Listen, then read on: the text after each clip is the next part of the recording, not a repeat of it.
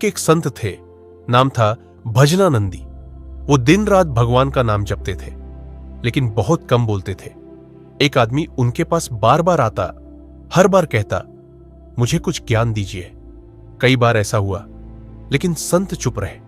फिर एक दिन उन्होंने उसे जवाब देने का फैसला किया। संत ने उससे पूछा, तुम कब से सत्संग सुन रहे हो?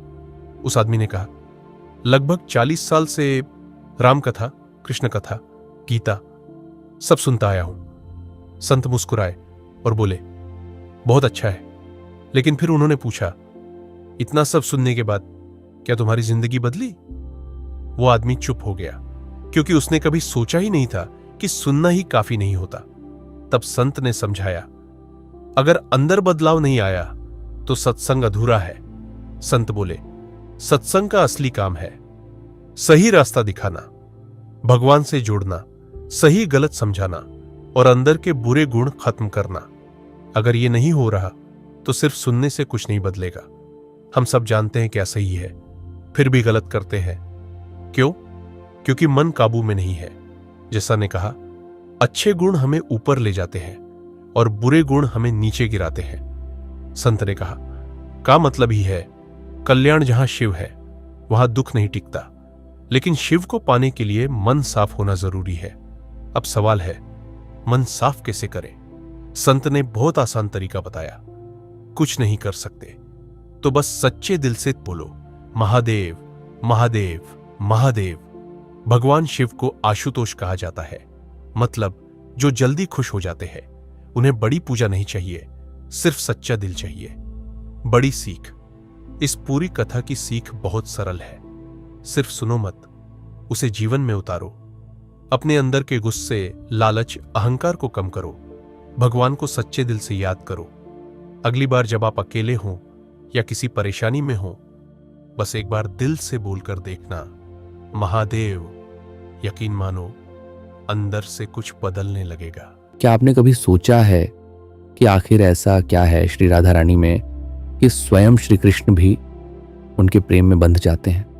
क्या वो सिर्फ एक देवी हैं, या फिर प्रेम का ऐसा स्वरूप जिसे समझना ही जीवन बदल सकता है?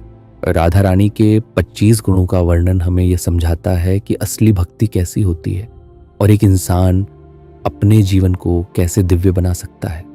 सबसे पहला और सबसे महत्वपूर्ण गुण है मधुरता। लेकिन मधुरता का मतलब सिर्फ मीठा बोलना नहीं होता।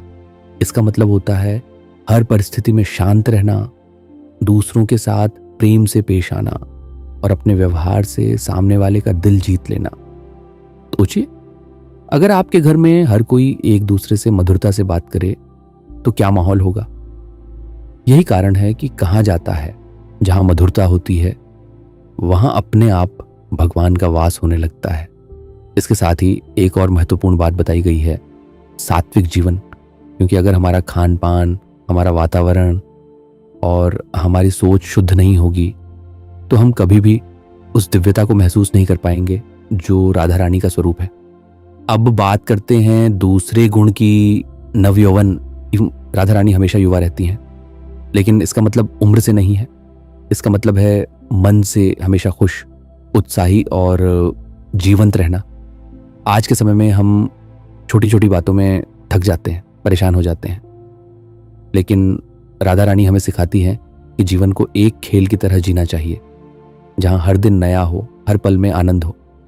तीसरा गुण है चल अपंगा, यानी उनकी दृष्टि। कहा जाता है कि राधा रानी कहीं भी देखें, उनका ध्यान हमेशा श्री कृष्ण की ओर ही रहता है। यह हमें एक बहुत गहरी बात सिखाता है कि चाहे हम दुनिया के किसी भी काम में व्यस्त हों, अगर हमारा मन भगवान में जुड़ा है तो वही सच्ची भक्ति है। चौथा गुण है उज्ज्वल स्मिता, यानी उनकी मुस्कान। उनकी मुस्कान सिर्फ एक भाव नहीं, बल्कि एक ऊर्जा है। वो परिस्थिति कैसी भी हो, उनके चेहरे पर हमेशा एक शांति और प्रसन्नता रहती है। अब जरा खुद से पूछिए, हम अपनी जिंदगी में कितनी बार बिना वजह मुस्कुराते हैं? शायद बहुत कम, और यही हमें सीखने की जरूरत है। पांचवां गुण है सौभाग्य की रेखाएं। इसका मतलब सिर्फ शरीर के लक्षण नहीं है, बल्कि यह हमारे कर्मों का प्रतिबिंब होता है।